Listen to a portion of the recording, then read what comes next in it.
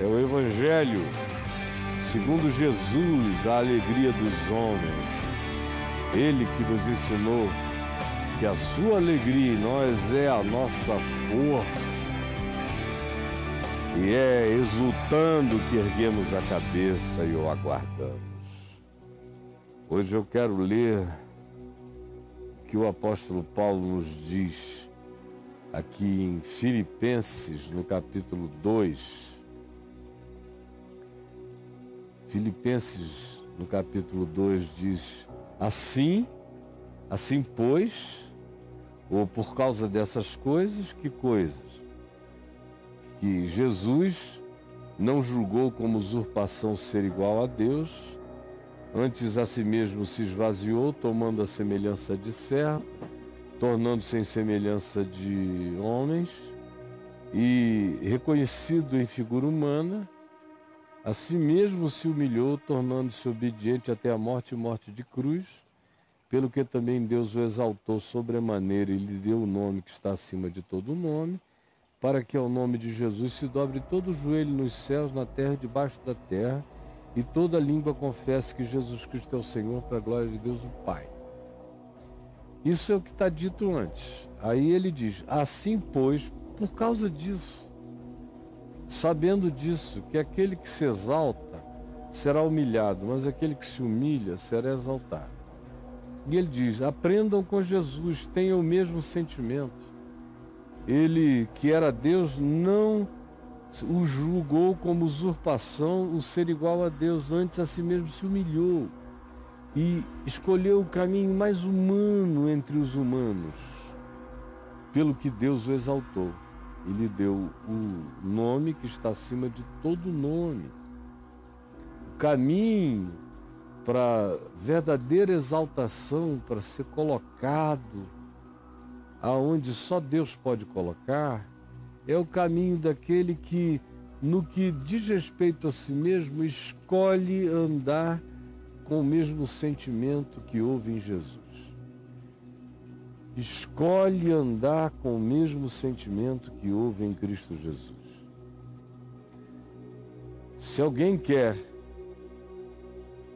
ser colocado diante de Deus na dimensão espiritual, nas moradas mais sublimes da percepção, então assuma para si o mesmo sentimento que houve também em Cristo Jesus, o qual, sendo Deus, decidiu viver a mais humana de todas as dimensões e possibilidades de vida, pelo que Deus o exaltou, pelo que Deus o exaltou.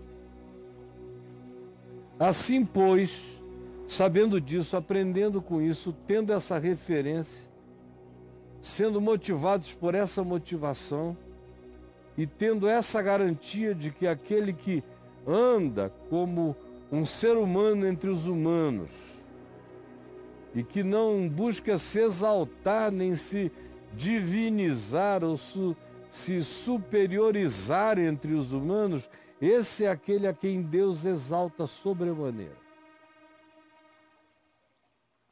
Assim, sabendo disso, entendendo que o princípio é este, meus irmãos amados, Paulo diz, como sempre me obedecestes, me entendestes e crestes que eu não estava dizendo tolices, sempre estive dizendo aquilo que pode fazer vocês crescerem.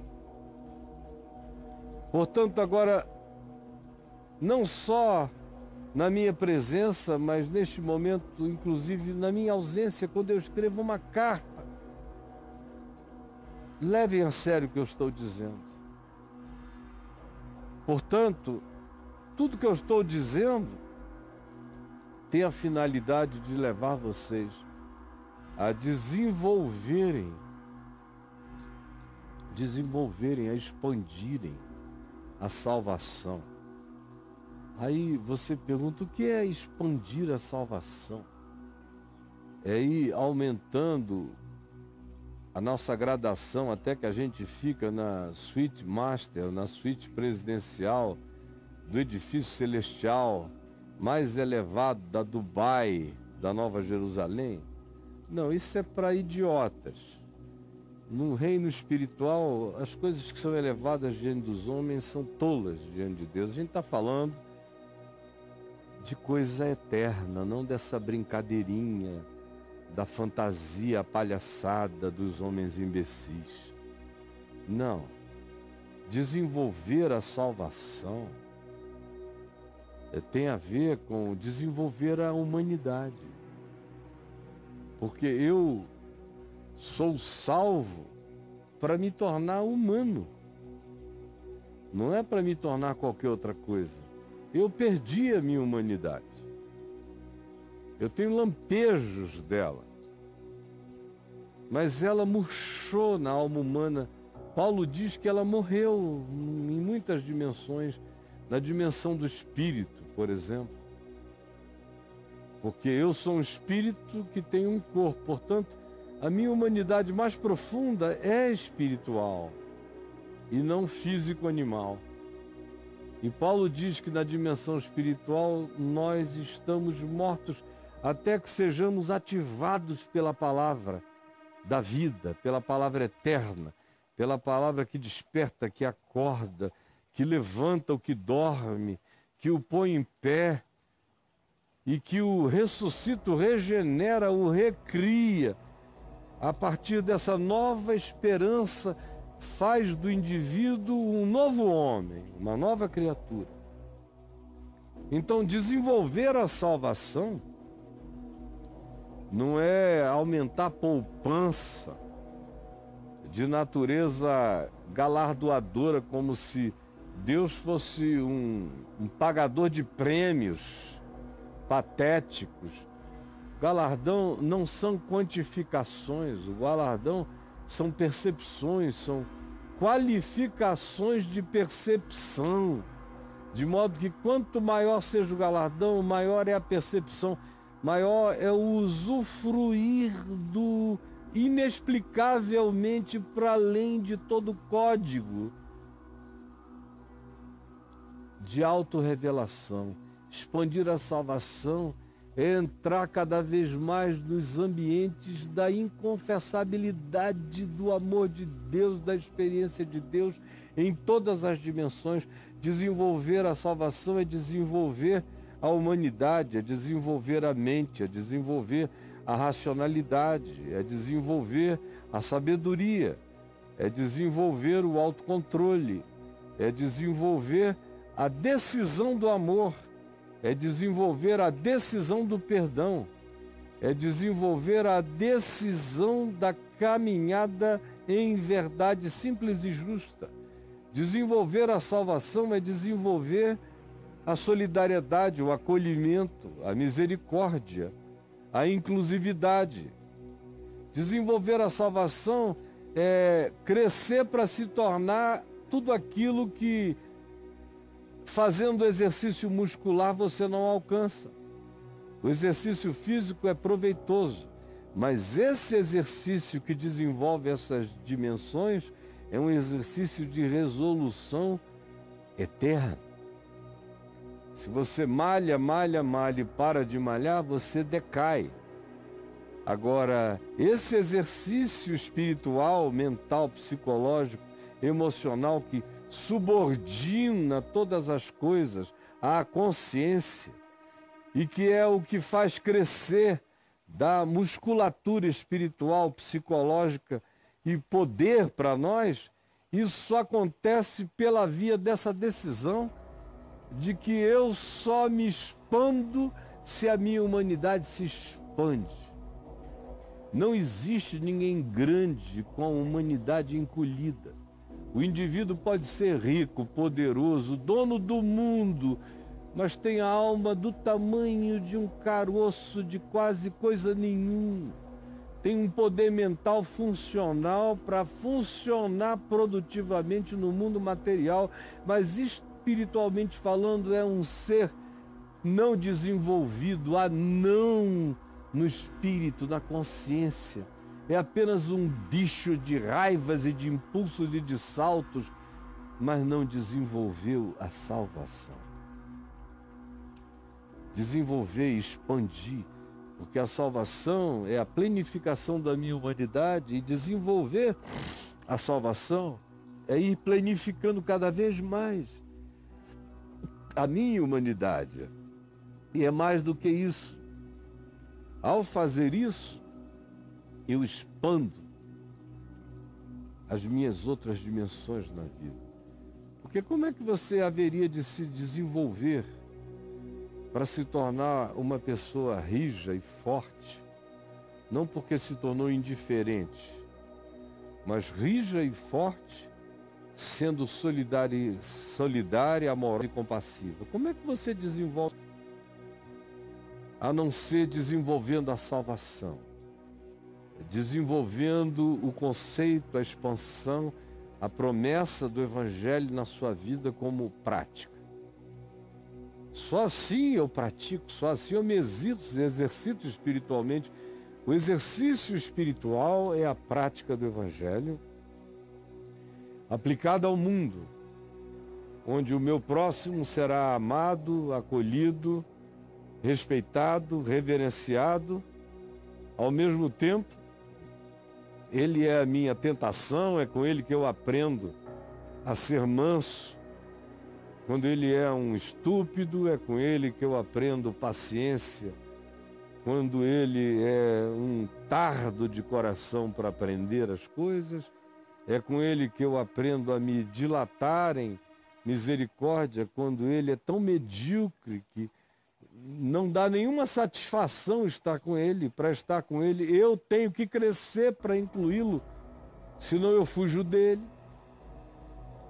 E eu poderia multiplicar esses exemplos para sempre, que mostram apenas uma coisa: a salvação, para ser desenvolvida em mim, ela se manifesta como expansão da minha humanidade, se manifesta como dilatamento da minha consciência, se manifesta como as escolhas do mandamento para a vida, que são aqueles que trazem sanidade à minha mente, ao meu espírito, às minhas emoções e ao meu ser.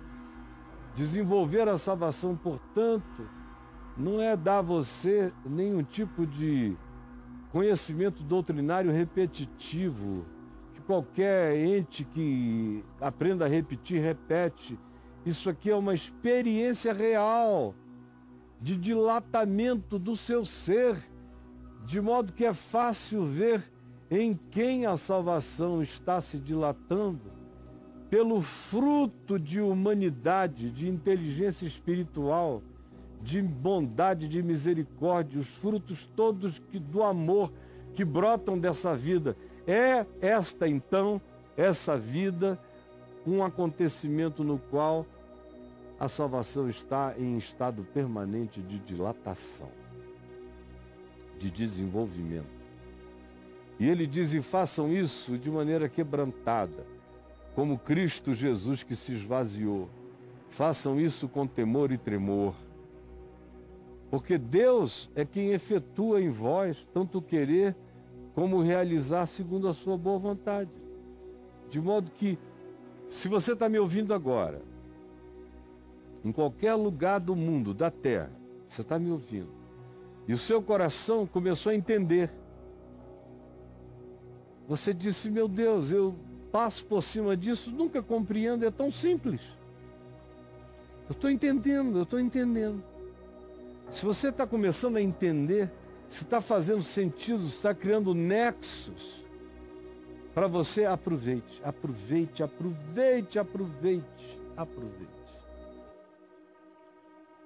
Porque é Deus quem efetua, é Deus quem ativa, é Deus quem efetua, é Deus quem ativa. Em nós, o efetuar é uma linguagem que designa o ativamento. É Deus quem fez esse ignition em você, tocou. É Deus quem ativa em nós tanto essa vontade que você está tendo, nunca tinha tido e agora está nascendo em você, como também é Ele que ativa o poder da gente realizar. E a boa vontade dele é essa, que nós cresçamos, que nós deixemos de ser apenas o boneco de carne, o mamífero, o humano, e nos tornemos gente segundo a imagem do Filho de Deus, que sendo Deus não julgou como usurpação ser igual a Deus e se tornou o homem dos homens, o Filho do homem, o homem da humanidade. E assim eu aprendo que o meu caminho para desenvolver a minha salvação é em assumindo a minha consciência de herdeiro de Deus em Cristo, me fazer o mais humano de todos os humanos. E se isto chegou a mim e despertou em mim uma percepção, criou um nexo, fez sentido, aproveite. É Deus efetuando, é Deus ativando em você esse querer. E quando Ele ativa esse querer, com o querer vem o poder para realizar, para decidir, andar e fazer acontecer pela fé, sabendo que essa é a vontade plena dele a ser manifesta na minha vida. Não fique perguntando por aí qual é a vontade de Deus para a sua vida. A vontade de Deus está dita, repetida, exaustivamente. A vontade de Deus é que você se torne segundo a imagem do seu Filho. Você nunca leu isso aqui? É para que todo dia você vá ficando mais parecido com Jesus. Interessante como a vida vai crescendo e se dilatando. E quando eu comecei a pregar, há 46 anos atrás, eu jejuava 4, 5 dias, decorava o livro da Bíblia que eu ia nele pregar, eu decorava o livro inteiro, repetia milhões de vezes. Podiam me desmaiar que eu pregaria. E eu tinha muitas atenções para o povo, ou para o que estava acontecendo no país ou na semana. Eu tinha todas essas preocupações de contextualização. Eu tentava botar a mensagem dentro de um padrão homilético, que é um padrão de organização da comunicação segundo o modelo homilético presbiteriano.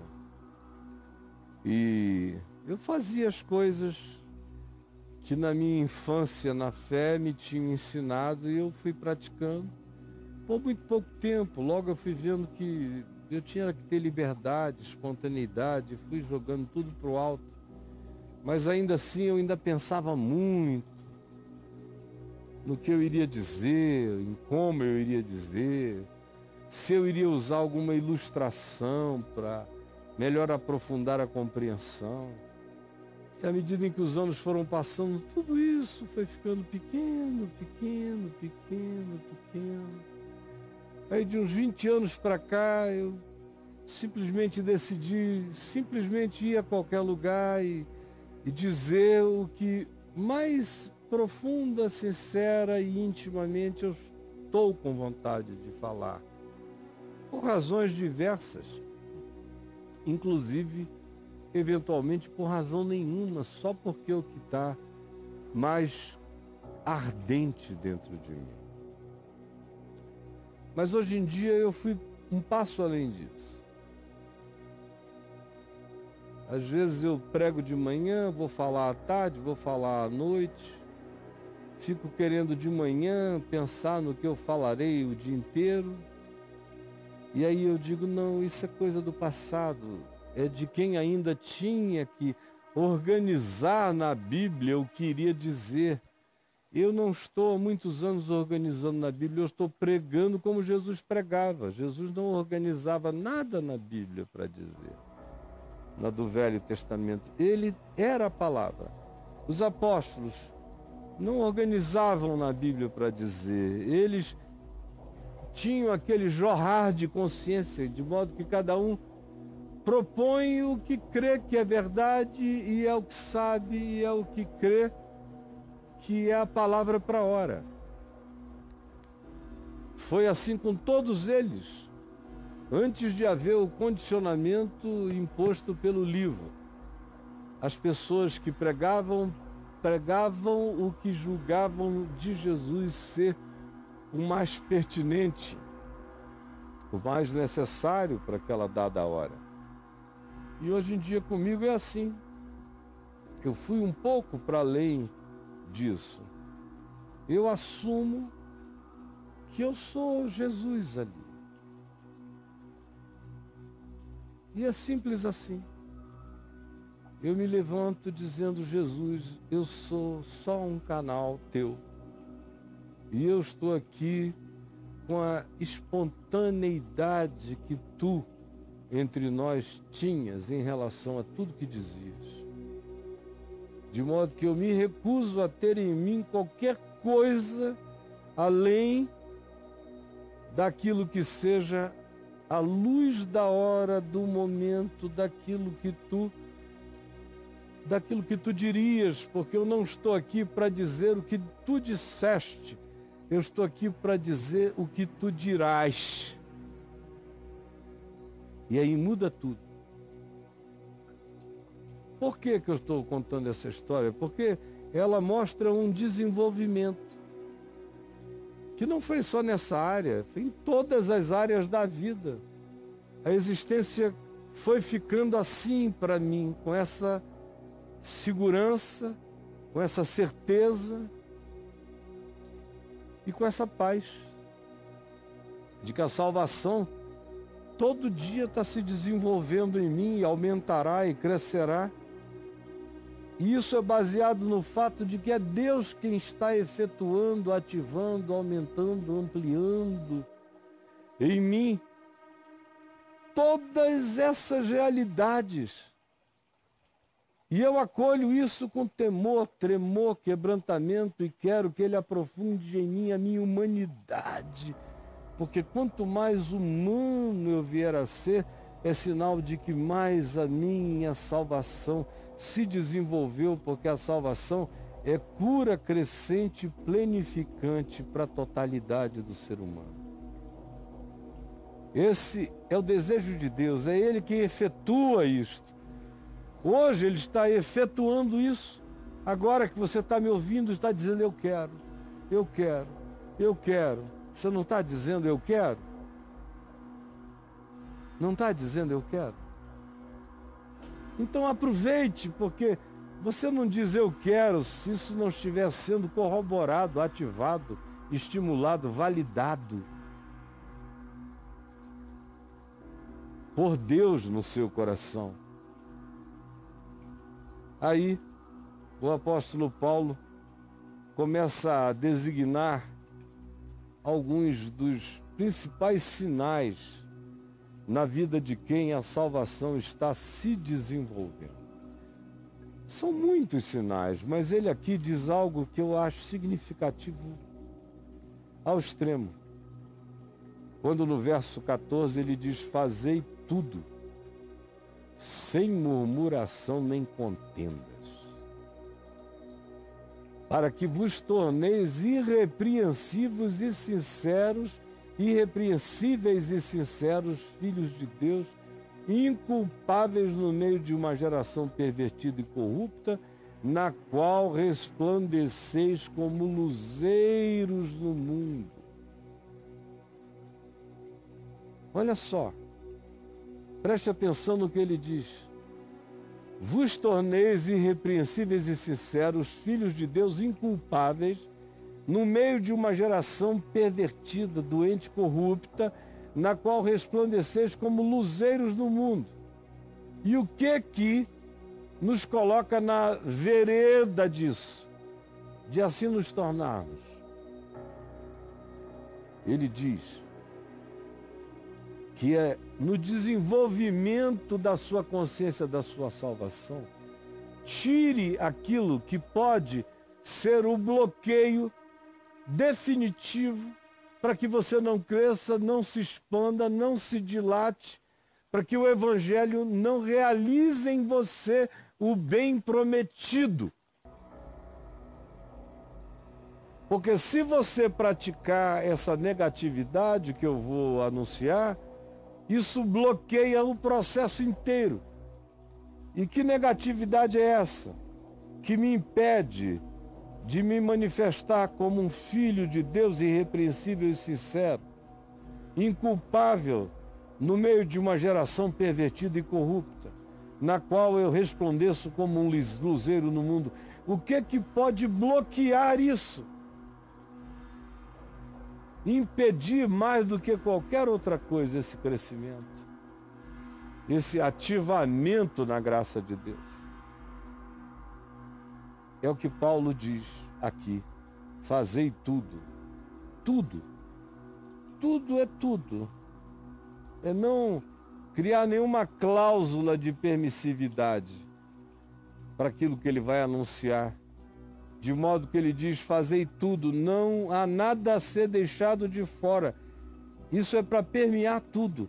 Fazei tudo sem murmurações e nem contendas. Eu sempre achei isso extraordinário. Porque à medida em que você vai vivendo, você vai vendo que o que mais impede uma mente, um coração, de crescerem em Deus é a murmuração e a contenda.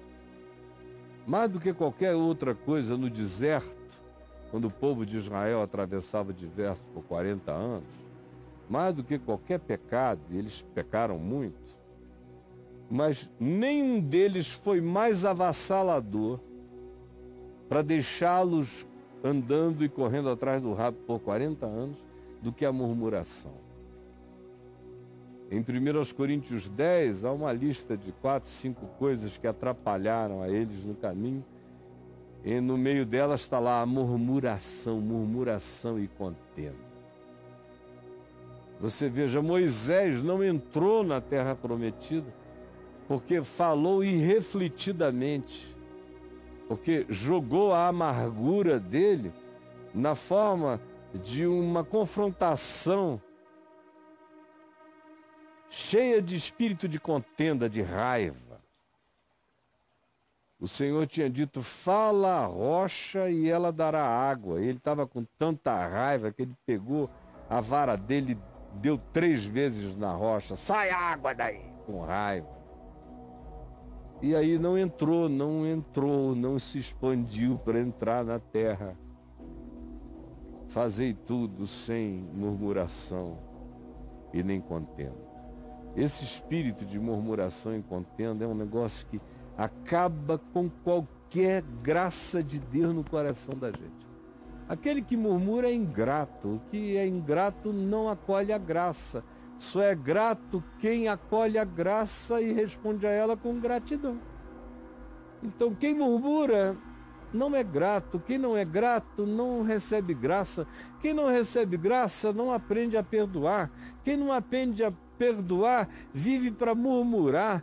Quem vive para murmurar vai provocar ódio, contenda, resposta, reação, guerra, inimizade, antipatia.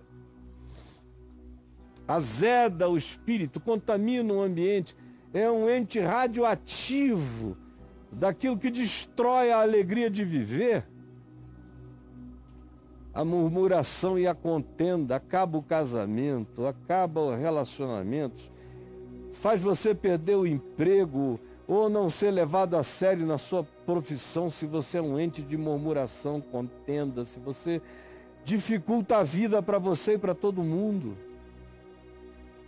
E o interessante é que Paulo diz: se você entra nesse molde, a salvação não se desenvolve, não tem como ela crescer num coração tomado por murmuração ingrata, negatividade, coitadismo, autopiedade zangada, magoada para com a vida. Como a salvação vai se desenvolver em quem tem esse olhar, essa atitude? E que por causa da murmuração engendra contendas. Não adianta, você pode passar a semana de joelho, orando e jejuando. Mas como diz Isaías 58, você pode se tornar um ser que inclusive jejua para contendas. Jejua pedindo a Deus que cumpra o seu desejo caprichoso de vingança contra os seus inimigos. Esse homem não receberá de Deus nada, mas receberá uma boa unção de malignidade do inferno. De Satanás o ungirá. Você está brincando com a sua murmuração, ou dizendo, não, é só nessa área aqui que eu vou murmurar. Não murmure em nada. Fazei tudo sem. Fazei tudo sem. Sem essa atitude murmurante, ela é negativa. Ela contamina os outros. Ela faz todo mundo olhar para você e querer fugir, querer te deixar. Se alguém te vê, se esconde. As oportunidades fogem de você. Os bons negócios fogem. As boas pessoas se afastam. Uma pessoa assim só atrai os idênticos e fica mais amargurada. E existe com espírito contencioso, desconfiado. Tudo vai dar errado. E graça nenhuma vai crescer em você. Nenhum carisma, nenhuma luz, nenhuma simpatia, nenhum poder de atratividade. Você não vai ficar só insignificante, você vai ficar significativamente horripilante. E aonde você estiver, um problema vai aparecer. Você vai arranjar algo para desenvolver. A salvação você não desenvolve, você desenvolve murmuração, contenda e toda sorte de coisas ruins. Não façam isso, porque não há como vocês darem testemunho de irrepreensibilidade, de sinceridade, como filhos de Deus inculpáveis no meio de uma geração pervertida e corrupta, na qual resplandeceis como luzeiros, se vocês forem filhos da murmuração e da contenda. Não será possível, sendo filho da murmuração e da contenda, desenvolver nada disso. Nem tampouco preservar a palavra intacta em vocês. Não existe evangelho possível para ser mantido de maneira ativamente frutuoso na nossa existência, se você é um ser de murmurações e de contendas. Que boa nova pode crescer em você se a sua atitude é essa, se o seu espírito é esse, se você dá razão à sua murmuração e à sua contenda em praticamente tudo que faz. A palavra de Deus não é preservada, a palavra da vida, o evangelho, vai se apagando, não produz fruto em você. E aí Paulo diz, e eu, que sou quem estou pregando e ensinando, quando vejo todo esse ensino, não desenvolver a humanidade de vocês, de modo que vocês se tornem como o Filho do Homem, como Jesus Cristo o homem, como Filho de Deus, essa é a vocação, é crescer na direção dessa semelhança, dessa absorção de Deus em mim e de mim em Cristo. Se eu não andar e caminhar na decisão desse compromisso, que se estabelece como uma escolha e se firma como uma decisão cotidiana, até que se transforma num processo natural dentro de nós, fazendo a salvação se dilatar, expandindo a minha humanidade para além do que eu jamais sonhei, pensei ou esperei. Para que isso aconteça, eu preciso preservar a palavra da vida em mim, que é para que no fim a coisa toda não tenha sido em vão. Porque a desgraça é essa. É que o evangelho é vão na maioria das vidas das pessoas. Meu Deus, eu conheço gente que decora isso aqui tudo, mas vive cheio de murmuração, de contenda, de raiva, de ódio, de antipatia, de malquerência. Aí não tem como você crescer, meu filho. A gente pode colocar você na melhor faculdade, dar os melhores cursos, você vai ser sempre um ente atrofiado. Você pode aprender a fazer cálculos físicos sofisticados, mas a tua alma, a tua mente e teu espírito serão sempre atrofiados. Você pode ser intelectualmente funcional, mas espiritual e psicologicamente um ser nanificado. Uma nanocriatura que nunca cresceu, que nunca se expandiu. É aquele filho de Deus, que a gente diz que é filho de Deus, porque no coração que não julga ninguém, a gente diz que é filho de Deus, mas procura um fruto e não acha. Só encontra murmuração e contenda. E essa vida se torna vã. E de quem creu que essa existência dessa pessoa podia dar algum fruto, para esse que teve essa esperança, a frustração é grande. Como Paulo diz, para que não aconteça de que eu veja que corri em vão e de que eu me esforcei inutilmente na vida de vocês, porque tudo que eu trouxe de palavra de revelação para expandir o cumprimento, a largura e a profundidade e o amor de Cristo que excede a todo entendimento, isso nunca será possível se a sua vida for adubada com murmuração, contenda e negatividade. Eu fico por aqui perguntando a você se o melhor tempo da sua vida é o que você se lembra no passado. Eu observo que provavelmente 95% ou mais dos cristãos que eu conheço, toda vez que você fala em dias de felicidade no mundo espiritual e pessoal do indivíduo, ele sempre se remete para um tempo passado, normalmente na hora da conversão e no primeiro ano ou segundo,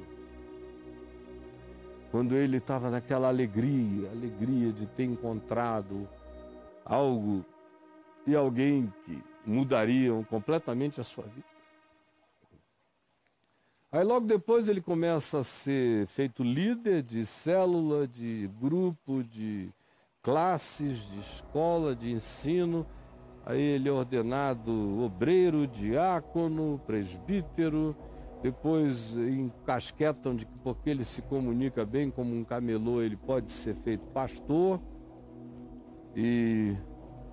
Mas você encontra com ele 20 anos depois e você percebe que ele está cheio de manhas, de cacuetes, de vícios, da malandragem profissional dos pastores, cheios de manias, maneirismos, tapumes, proteções, escudos.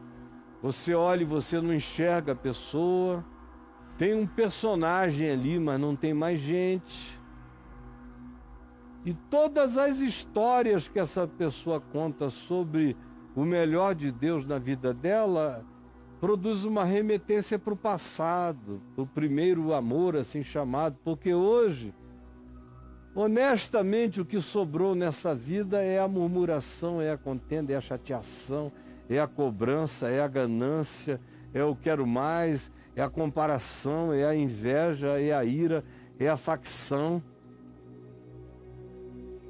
Ele se tornou uma figura eclesiasticamente conhecida e famosa, espiritualmente morta. O Evangelho não produz um fruto novo nessa vida. Você olha E você vê apenas um boneco que decorou passagens bíblicas, só decorou e repete. É um androide, mas não tem gente crescendo, não tem luz no olhar, não tem comunhão com Deus se expandindo, não tem humanidade melhorando, não tem graça, carinho, misericórdia, afetuosidade, não tem Cristo sendo visto no indivíduo. São pessoas que no máximo falam o nome de Deus e de Jesus, mas você não vê nenhum brilho da face de Cristo neles. Nenhuma ternura de Jesus, nenhum olhar de Jesus, nenhuma compaixão de Jesus.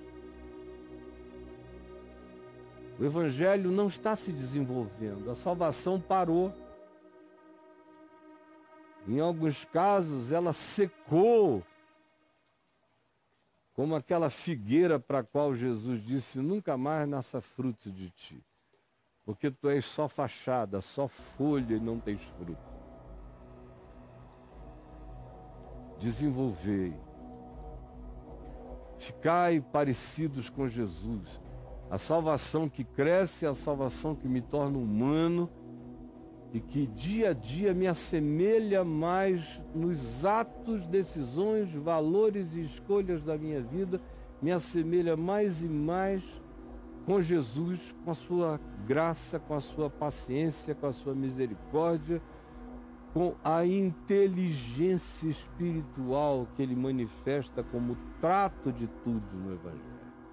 E é isso que eu tenho que absorver, e você também, para que a salvação em mim se dilate, para que eu tenha como o melhor dia da minha vida na terra, o último dia da minha vida na terra, porque eu não pare de crescer para sempre. Isso é desenvolver a salvação, e para que isso seja ativado, é Deus quem ativa, e Deus ativa, efetua isso em nós, quando, como eu já disse antes, num tempo e num momento como agora, quando você está me ouvindo aí, o coração está dizendo, eu quero viver assim, eu quero passar pela vida assim, eu quero crescer assim. Senhor Jesus, coloca esse apetite incontrolável, essa vontade de crescimento no coração de cada uma dessas pessoas queridas que estão aqui com a gente, e no coração das milhares e milhões que vão me assistir no curso dos dias, dos meses e dos anos, que aonde quer que essa palavra chegue, ela produza todos os desconfortos para o bem, todas as provocações para a vida e para a conversão a uma consciência que ambicione conhecer a altura, a profundidade, o comprimento, a largura e aprovar todo o amor de Deus em Cristo que excede a todo entendimento. É o que eu te peço por mim, por todos e pelos meus irmãos e irmãs, em nome de Jesus. Amém.